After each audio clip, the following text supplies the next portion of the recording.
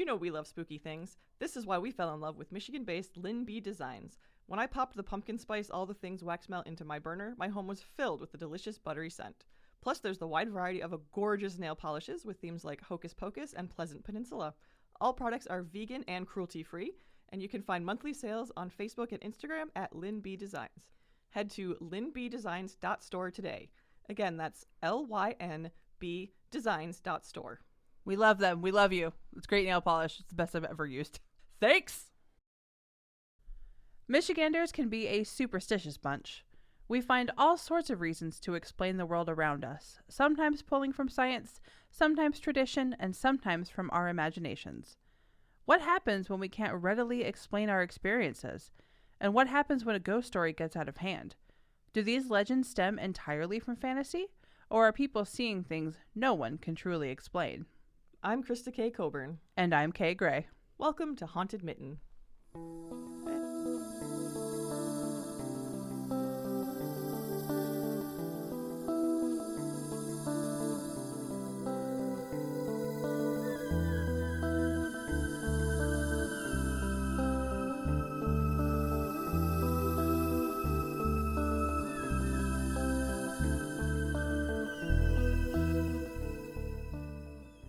Saugatuck and the surrounding area is known for its beaches, absolutely, its adorable downtowns, spring festivals, and its melon heads.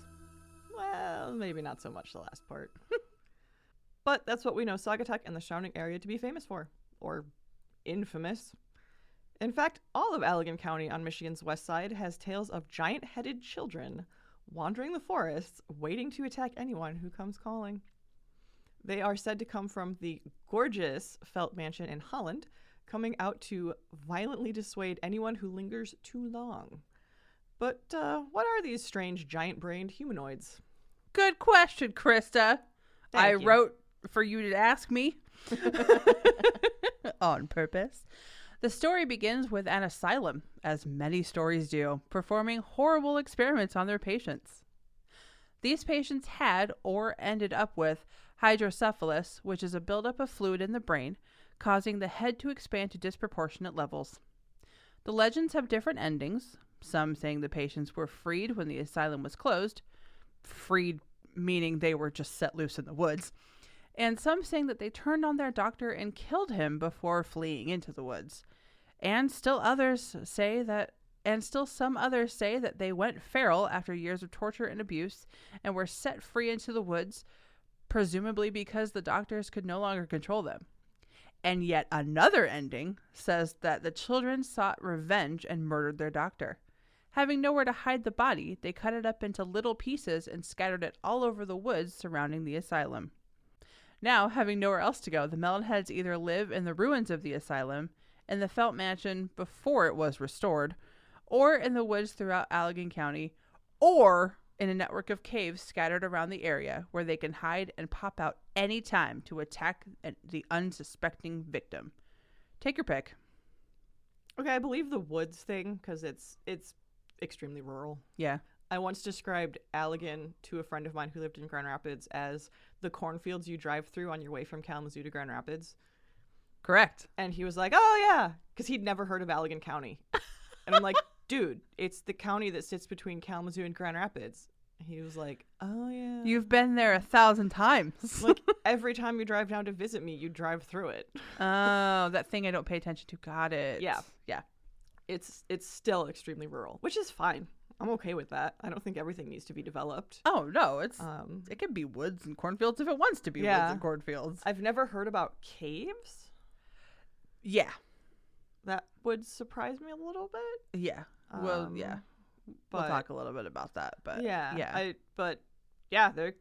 It's rural, it's wooded. There could be things hiding in those woods. I don't know. That wouldn't surprise me at all. So, all right. So, the Felt Mansion. What's up with that? Why does it play a part in this legend? It was built by a machinist and inventor, Dor Felt, in 1927 for his wife Agnes. We have great names. So many great names. In season 3. So many great names. And oh, by the way, Dor is D-O-R-R. Of course. It's not like... Yeah, no, it's not going to be like a door. Right. Felt is the inventor of the comptometer. Sure. I'm going to guess. the first key-driven mechanical calculator, and the comptograph, the first printing adding machine. Which is pretty cool. We got a lot of inventors in Michigan, too. We do. I like that. And they were like the first, they were basically the first office supplies. That's awesome. Yeah. At a place that has, like, no offices. No, they did back in the day. They did a lot of logging, hence all the forests. They had offices. It's true.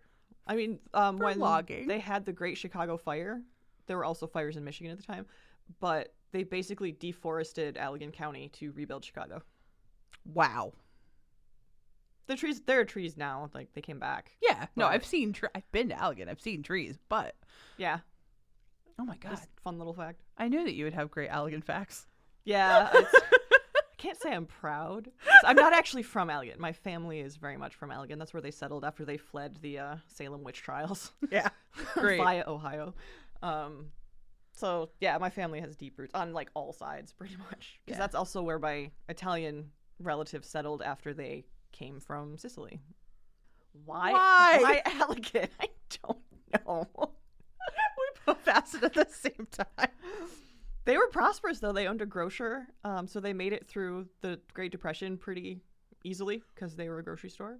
And that building is still there, and the building next to it, the house next to it, was built by my great-grandfather. So Sweet. So yeah, I have fairly deep roots in Allegan County. Yeah. So back to Dorr here. This left him with lots of money to spend, which he happily did on a 3-story mansion complete with library and ballroom. 2 absolute requirements to my home. Side note, it's built with steel, concrete, and brick, which I find absolutely fascinating. That is really cool. I figured you would. That's why I took the liberty of adding your feelings. When was this built again? 1927? Yeah, that would be up and coming. I think that would have been like the new, ooh, let's build my house out of this. It's the first building I think that we've come across where A, they described what it was made out of, because most people just say it was built, and B, that is like steel and concrete. Yeah, for a 3-story home. I mean, it's a big home, but it's a home. Yeah. In fact, if you were to take a second to like just Google the image of it, if you don't remember what it looks like, it's 1, it's gorgeous. Yes. 2, it's huge. It has a ballroom. Yeah, a lot of homes did, because we've done a few haunted tours and things, and a lot of homes back then did have ballrooms. Yeah. Which always surprised me because they're good sized homes, but they're not what I would nowadays think of as a mansion. Right. And I'm definitely I've definitely learned of houses with ballrooms from like BBC period pieces. True. Yeah. And those are like Pemberley. Like right. That house has a ballroom. Of course it does. It has a statue gallery. So like yeah. But not, oh, here's this house in the middle of Allegan County that's got built from steel that's got a ballroom in it. So this is pretty big. I could see where there would be a ballroom here for sure. Yeah. But yeah, a lot of times they put them on like the top story of their house. Yeah. Or like what would have been like the attic. They converted it to a ballroom because people like to dance, man. Music nights were one of the biggest nights of the week. Oh, yeah. Invite people over for some music. Heck yeah. Man, we should do that, except all of our houses are tiny now. Yeah, we could have a backyard party. I guess we could have it back. Yeah, we got a bar back there. Yeah, that's true. That's halfway to a party. Yeah, absolutely. Anyway. Sorry. Poor Agnes only got to enjoy her mansion for 6 weeks. Oh, I know. She passed away suddenly in 1928. Dorr didn't stay long after either. He moved to Chicago with his new wife in 1929. That was quick. I don't know. It doesn't. Nothing I found says A, that he killed her, and B, that he was having an affair, and C, when he got married after she died. Oh. But I don't know. I could go through a lot of speculation, but anyway, there's a lot to speculate about here. It's fine. So he moved to Chicago with his new wife in 1929 and then died in 1930 at the age of 68. Wow, that man really packed in a lot of life. That was a lot of life for in 1 year. Time. Dang. It's, yeah. But it doesn't seem to be the house itself that's the center of the Melon Heads legend, the thing that we're talking about, the Melon Heads. No, the mansion just seems to be surrounded by it. Yeah, because when I first learned of the legend, when I was, I don't know, maybe a teenager or something, I don't believe the mansion was part of it. Yeah. It was just, there are these Melon Heads that run wild in the That's actually really good to know. That in your hearing of the tale. It was like news to me within the last like fairly recent years that that felt was like associated with it. Oh wow. But it's not like it was something I really heard people talk about. Oh, okay. Really? I think my cousins had heard the legends maybe. I wish my dad was around so I could ask him. I know. Because that's the kind of thing he would go for. I thought about it briefly, and I should have asked you to ask Mom or ask Jay or somebody in your family. If they had heard of it. Yeah, if they had heard it. Because Mom didn't live there for too long. Pa actually grew up there. Yeah, it'd be interesting. She did go to high school there for at least a year. That's like prime hearing about Melon Head's right, time. That's what I'm thinking. Like, she might have heard about it. But yeah, I did not remember the Felt Mansion being associated with it until somewhat recently. That's really interesting. I just heard like, oh yeah, there used to be this asylum, and like the patients got loose, and now they live in the woods and breed apparently. That's that's a very ambiguous part of all of these legends is why they're still around now, and like I guess they're, I don't know, breeding, getting hitched, doing whatever Melon Heads do in the forest, caves. Yeah, because Felt Mansion, I have no idea. I mean, if they were kids at the time, like they could be grown up, but at this point, they'd be pretty old. Yeah. So the Melon Heads were supposedly created at the Junction Insane Asylum near the mansion, but not part of it. And I would have heard of, I never heard the insane asylum named. Michigan's covered in insane asylums. It really is. So that would have been more what I heard. The only real problem with that is that the asylum never existed, however, and I had heard that too. Okay. Okay. Because I had heard the story about the insane asylum and other people like, it's not true. There was never an insane asylum out there, blah, blah, blah. But like I said, Michigan's covered in them. Was. Thank you, Engler. So county and medical records from the time, mid 1800s or so, confirm that. So yeah, these kids wouldn't not be alive at all. The closest state hospital we could find is in Kalamazoo. It's just not close enough to have spawned the legend. And yeah, I can confirm my father used to work there. No. Yeah, there's no Melon. I mean, God, to drive from there today would be probably 45 minutes. Yeah, now imagine. And that's with modern technology. And with, like, modern roads. Yeah. Yeah. So, yeah, they would have traveled pretty far. Yeah, that's just not close enough. In fact, it has plenty of legends of its own. Yeah, absolutely. But we'll do that another time. We're gonna do a Kalamazoo podcast, and we're absolutely talking about the Kalamazoo Insane Asylum. Oh yeah, it has a poem written about it too, which I will recite for you in that episode. Excellent. Look forward to it. Oh, I am. And we are, as the audience. I'm being the audience now. It's one of the few poems I've ever memorized. Oh, wow. Because of course it was. Of course that was it. Of course it was. It's like how I memorized The Raven. It's fine. What? That didn't surprise me at all. I knew that. Go on. However, in the 1940s, the Felt family sold the mansion to Shore Acres Farm. I couldn't find much on what the farm did with it, but apparently in 1949 it was sold to the St. Augustine Seminary, a private Catholic prep school for young men. Michigan also was crawling in those. They built a school on the ridge to the west of the mansion, and according to the mansion's website, nuns lived in the grand house itself. Well, they let the ladies have it. Yeah. If you can't see where we're going with this yet, don't worry. All will become clear soon. And then, in the late 70s, the seminary sold the buildings and grounds to the police. It became the Dunes Correctional Facility, with the mansion acting as offices for the state police. The prison was active until the 1990s, when it was sold to Laketown Township. Come on. Cut one of those towns out of there. No, it's too many towns. Legal reasons. No, it's too many towns. It was sold to Laketown Township for $1 with the promise that the mansion would be for public use only and never for quote-unquote private enterprise. The mansion itself was restored in the 2000s after it fell into terrible disrepair. Like it looked like the roof falling through kind of disrepair. And I remember seeing pictures like that. Yeah. That's kind of how I remember it. And now it even hosts haunted tours, which we are absolutely going to do. Oh, absolutely. We have an inn, too. It's great. But they're only in the fall. Yeah. So during our busiest time ever. That's fine. It would be so beautiful out there, though. Oh, I know. Yeah. I mean, that's one thing about Allegan being so rural is it's gorgeous in the fall. It's so pretty. But you just don't want to, like, stay there for extended periods of time.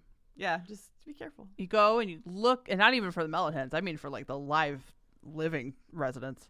No offense, listeners in Allegan, but you live in the middle of nowhere.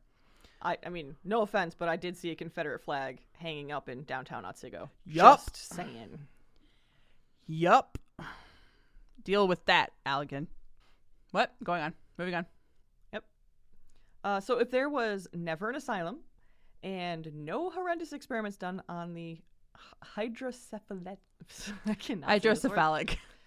done on the hydrocephalic, where do the melon heads come from? Have you ever been the nerdy kid in school? The brainiac? Yes. Yes. The answer is yes. WWMT News Channel 3 did a story on the melon hens in 2016 where they interviewed Scott Kuykendall. I'm assuming that's how you pronounce the last name. I have no idea. I've only read it. It's probably Dutch. Going with yes. There's a couple K's and a Y in it. Yes. Scott Kuykendall of the Allegan County Historical Society, and he laid an idea down that makes a lot of sense regarding the connection between the humanoids and the seminary. Quote, the town folk referred to the students as melon heads because they were considered smarter. It was a negative, obviously. They thought they came from money and that they were rich and had big heads, unquote. We find this really interesting because there don't seem to be stories of the melon heads from before the 50s. This makes sense in a way because of the hospital and experiments said to be involved in the legends. While sanatoriums and state hospitals started well before 1950, something has to be said for the B-movie horror flicks that were popular during the 50s and beyond in possibly having a role in creating these stories. I mean, I've seen quite a few of them, so yeah, that makes sense. Yeah, right? I can see it in my head, like the doctor experimenting on a giant-headed person, like cackling. We just did an episode earlier that had cackling in it. Cackling about this while, like, over the table in some kind of electricity. Like, it's just, this is such a B-movie thing. It absolutely is. And that is totally speculation. But again, we can see it. But don't they seem like creatures in a mad scientist lab running around while he cackles? Sorry, I just said that, but yeah. Take that part out. But that I can see that. For sure. Teenagers. Ugh. Damn teenagers. Damn kids. This seems to be predominantly a 60s and 70s tale, with Michigan's Other Side, one of our favorite websites, claiming it was used by parents to scare children into behaving much like fairy tales of old. Don't go into the forest after dark or terrible things will happen to you.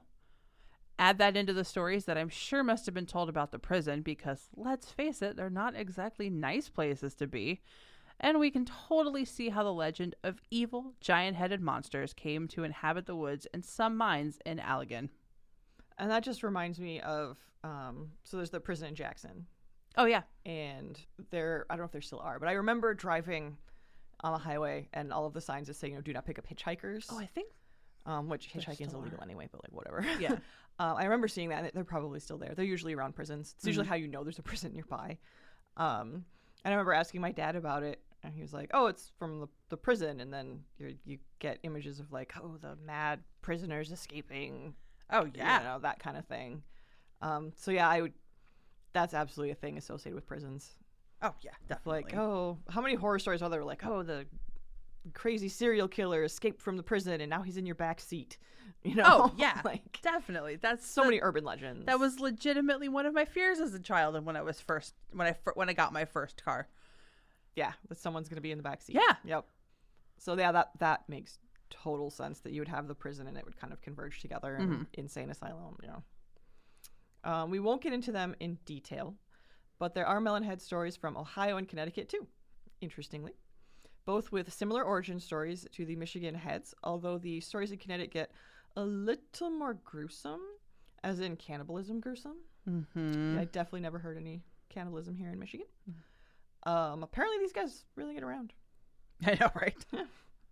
And the further east they go, they get brutal. Those heads don't stop them, man. Yeah.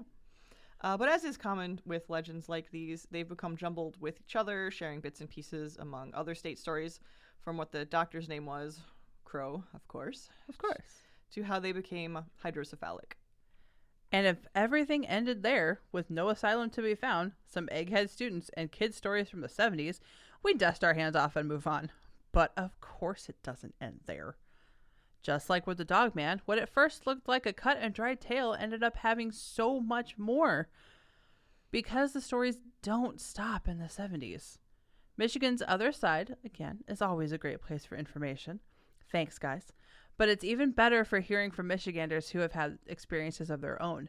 We wanted to share a few because it seems the Melonheads are alive and well. All right, not well, but alive. Yeah, they were never well. So this is a reader submission on the actual article from Michigan's Other Side.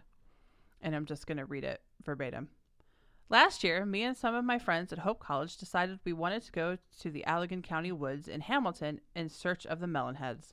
On our first night there, we went back on a path for about a mile and came to an opening where there seemed to be a foundation of a building still there, but the building was gone. On the walk back to the opening, there was a sign hanging over the path, but it was too faded to make out the wording. On the first night, we did not experience anything too out of the ordinary that we didn't think we couldn't explain by animals or other sorts. What are those other sorts? Yeah.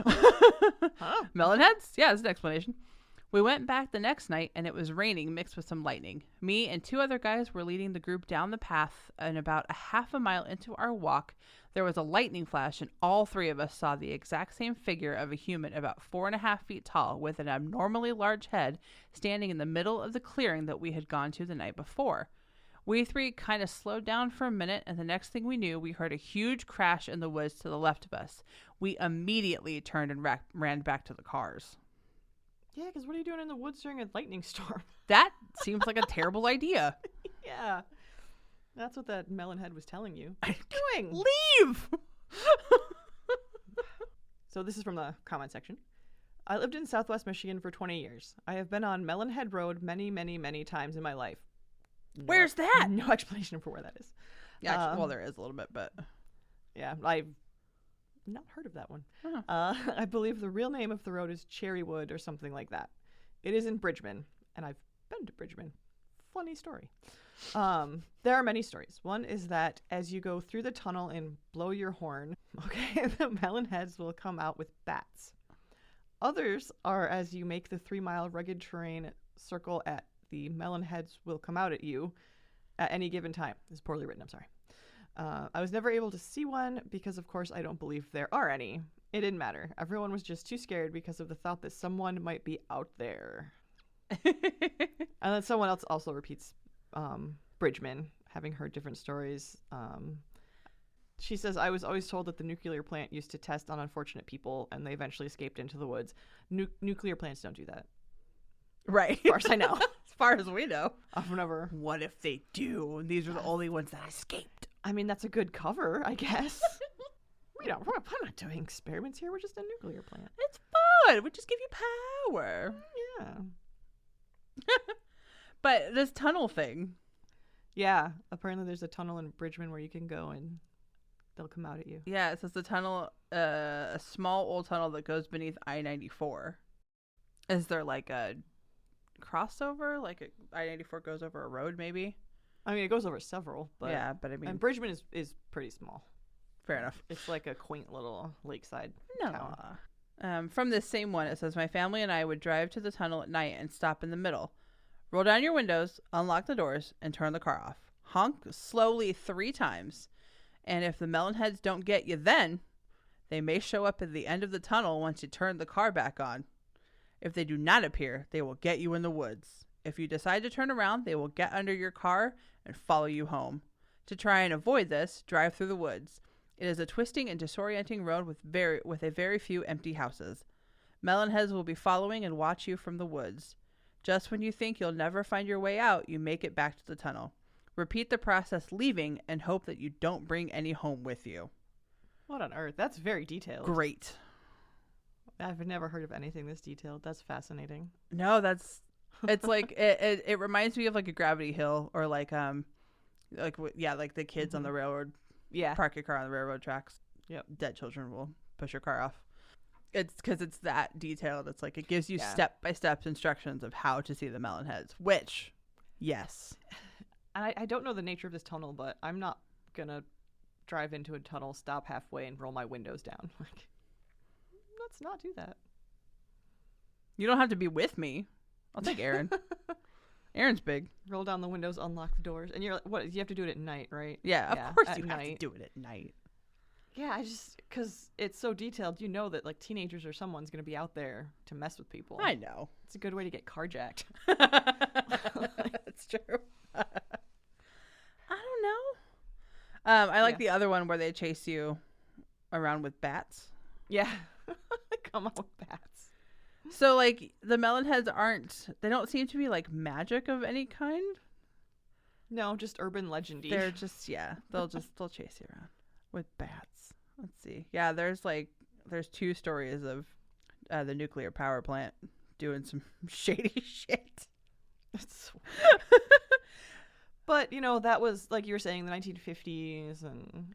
Yeah, all that stuff is around and, nuclear accidents created superheroes, monsters, da-da-da. Yeah. There's another reader submission that says, I have lived in Laketown Township for about 12 years now, and this was written, I think this article was written like a decent 5 years ago at least. I have friends who have seen the melon heads in the woods a few times. Do I believe in them? Yes and no. And it says, they say if you flick your car headlights, you're more prone to see something, but I'm too afraid to try. I have heard insane ghost stories about the Felt Mansion, though. And we're going to get into that, so I'm not going to read the rest of that. I wrote a note for myself saying, remember to talk about the Fae theory, your elementals. That's what I was thinking, honestly. Because a lot of these, specifically from the reader stories, not from the original legends, it sounds a lot like little tricksters messing with you because you came to their woods. Yep. It sounds a lot like elementals or fairies. Like, all right, you came to mess with us, so you're gonna get messed with. Yeah.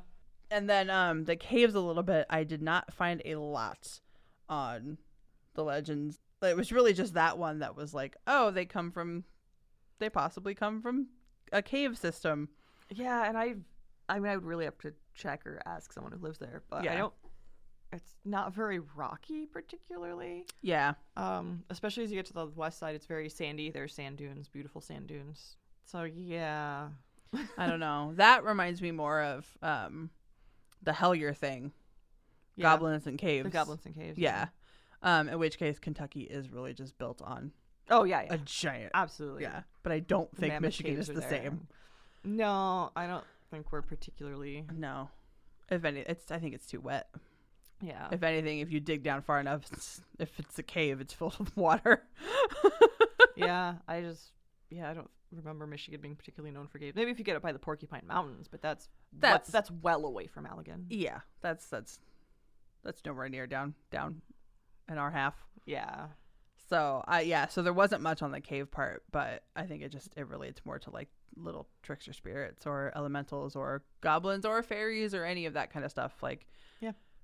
Maybe that's what people are experiencing, and they just happen. They already had they have the melon head idea, so that's what it must be. Boop. Yeah, they connected the two. Which, who knows? Maybe the fairies have giant heads. I'm not here to judge. Yeah, I don't know. Who knows? But yeah, I wanted to throw that out there as like maybe it's fairies. Yeah, because it does match some of our folklore, European folklore, I should say. Yeah, but the folklore we've adopted. Yeah, most of us are European here. Yeah. European descendants. But while we're here, let's talk a little bit about these strange things still happening at the Felt Mansion, because of course they do. Of course they do. Of course they do. Please. Obviously. With the house surrounded by such legends as these, it's no wonder that people are still seeing, feeling, and hearing things go bump in the night there. Sometimes bump in the daytime, too. Click on Detroit, in their article mentioned above, says, visitors and late-night explorers have reported seeing curtains moving in the windows of the vacant old building with strange noises such as heavy breathing, footsteps, and shadows darting through the darkness. Great. Darting through the darkness.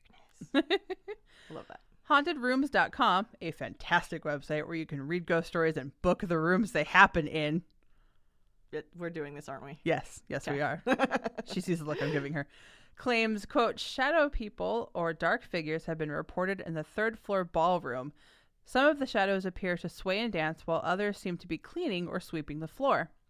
The double French doors in Agnes's bedroom are said to open and close by themselves, unquote. Agnes herself has apparently been seen in her beautiful home, still there after all these years. She did only get to enjoy it for 6 weeks. Yeah. Maybe she wants to stay. I might want to. Yeah. Oh, you built this house for me? Yeah, all that. I mean, a lot of work went into that. So much work. But she doesn't like inappropriate behavior. One paranormal group member was admonished by someone or something for spewing a few curses. A heavy door to the outside suddenly opened and a very cold wind slammed into him. There's actually a video of it, so we'll post it on our social media. Remind one of us to do that. Yeah, I love it when there are videos. I know. So take a look and see what you think. I watched it a couple times, but I was at work, so I couldn't have the sound on. So yeah. I don't know. Yeah. So I don't know. But it seems fine, legit. I don't know. It's funny because Allegan County, when we go visit my relatives, like that is definitely one place where I watch my mouth. Right? For various reasons. But, yeah. It's, it's rural, it's quaint, it's more conservative. It's very different from where I live now, for sure, and also even where I grew up. I mean, Kalamazoo was the big city, and Kalamazoo's not that big of a city. That's hilarious to me. God, what would they make of Detroit? They are terrified of Detroit, though. Like I was like, they don't come here. My relatives from that area are like terrified of Detroit. Yes, they don't come here. They were really scared when I bought my house in Ypsilanti, because they're like, well, that's like 45 minutes from Detroit. I'm like, yeah, 45 minutes down a highway. It's fine. Also, I had lived closer in Belleville, where it was like 30 minutes from Detroit. Like, just. And anyway, who cares? It's all fine. It's fine. It's a city, sure. I love it when we mention these radio, or not radio stations, TV stations, also radio stations, because I'm like, oh, that's how I watched my news. Like, it's a nice little nostalgia piece when we do things from West Michigan. So WZZM 13 wrote an article just in 2020, it's pretty recently, about the Felt Mansion and the Melon Heads, interviewing Patty Meyer, one of the renovators of the house. Quote, for most of the past 19 years, Meyer has been working from inside the mansion while renovating it. She says she heard about the hauntings early on, but never gave them much credence until she started having multiple experiences of her own, because of course she did. She says, I was working here setting up for the Christmas holidays, putting large rugs in each of the rooms, recalls Meyer. I put one of the rugs in Agnes's bedroom where she died. I left the room to go get some Christmas decorations, came back, and the rug was bunched up in the corner. After a while, my assistant and I went back up to Agnes's room, and not only was the rug all bunched up again, it had moved to another room. It's great. It was at that point I started to wonder. Yeah. Apparently she didn't like that rug. No, she said no. She seems to be very particular. Yeah. Which, granted, it's her house. Mm-hmm. She got it for 6 weeks. Yeah. I would want it exactly how I wanted it too. Yeah, and obviously so much went into, like I said, building the house and making it their own. And then for her to be there less than 2 months, that's really sad. Yeah, and then even when Dora was building it, like he called it Agnes's house. Mm-hmm. Like it was just known as her house. Yeah. So he built it for her. So yeah, I would stick around and I would be like, no, this is mine. This is how we're going to decorate it. I don't like this rug. You get this rug out of my bedroom. Yeah. Yeah, there's a lot when we do these stories. Some we've talked about, some we haven't yet, of men building houses for their wives. Yeah. And I've asked my husband if he's going to build me a house, and he was like, yeah, right. No. Aww. He's like, yeah, if you write that bestseller, and I'm like, but then it's my money, and it's me building myself a house. I know that doesn't count. Oh, Aaron has wanted. Aaron wants to build me a house. That's sweet. That's what he wants to physically build a house. Right. I think it's more that he actually just wants to build a house. Mm-hmm. And he can just say it's for me because we're married. But I mean, he wants to build a house. It wasn't that long ago people did that. My grandfather built my grandmother a house. Oh yeah. Because they were staying with his parents. Their bedroom was right above the butchering area of the store. Nope. So every morning my grandmother was woken by my great grandfather whistling and singing in Italian and chopping meat.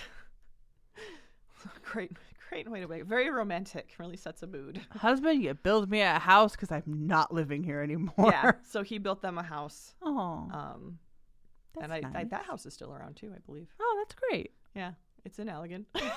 Not the city, it's in Allegan County. Okay. So yeah, there are a few houses there that I feel weird saying ancestors, but the people who preceded me did build. Yeah. My grandfather, my great-grandfather. Yeah. Well, no matter what the story, something strange is happening in the woods of Allegan County. Whether living or not. And there are many, many ways to experience them, as we've learned throughout the reader stories. Yeah, so many urban legends. Who knows if hydrocephalic children are wandering around looking to cause some chaos and mayhem to those who go looking for them. And perhaps Agnes, maybe even Dor, never left their beautiful mansion. Seriously, it's gorgeous. Like I'm a little obsessed. Yeah. If you can't tell, I'm obsessed. I'm so happy it was restored and you can go there now. That's fantastic. Yes. Yeah, and it's strictly for public use. Like there's tours, it's open to the public. It's kind of like a park. But a really pretty house. Yeah. That's really cool. I like that. Well, that's all we have for now.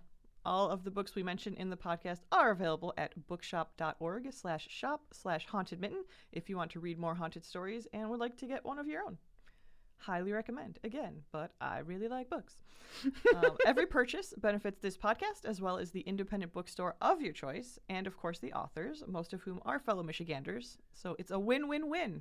Support people. Yay, supporting local people. Don't forget to like and review Haunted Mitten so more people can find us. Follow us on Facebook, Twitter, and Instagram at Haunted Mitten. We're also on Patreon. No, we're not going to stop saying it. Nope. Support us. $1 a month. That's it. $1 a month. Gets you access to the private Haunted Mitten Discord server and all of our awesome memes, as well as exclusive Patreon content, including the audio recording of our very first live presentation at Frankenfest Detroit about historic Fort Wayne and our presentation to the Pinckney Library. Oh my God, I gave it to myself. I have to say the email. Do you want me to read it? Yeah, do it. I can't believe I gave it to myself. You can also email us at contacthauntedmitten@gmail.com if you have a story or want to get in contact about a collaboration or sponsorship. Definitely a sponsorship. As you heard, we are starting. Yeah, we started up our sponsorships. And we love them. They're great. You can find me at K Gray Writes, that's WRITES, at pretty much all the social medias, but I'm more likely to respond to you on Instagram and the Tweety Bucks. Yep. And you can find me, Krista, at Krista K. Coburn, CRYSTAKCOBURN. Made my own song. You did. Look at you. And oh my God, we have merch. Go to hauntedmitten.store for all your HM needs. We hope to have some other designs going up soon. For now, you can get our fabulous logo on like 1,000 different kinds of products, which whatever you want, we'll put our logo on it for you. You want a water bottle? Sweet. Shirt? Awesome. Hat? Cool. Button? Car decal? Which are holding up pretty well, and it has snowed, so it seems to be okay. Yeah, seems to be doing good. And the t-shirts are so comfy. They're so comfy. So comfy. It's like my hang around t-shirt. If I want to be comfy, I put on my Haunted Mitten t-shirt. Yeah. It's just nice. And as always, happy haunting.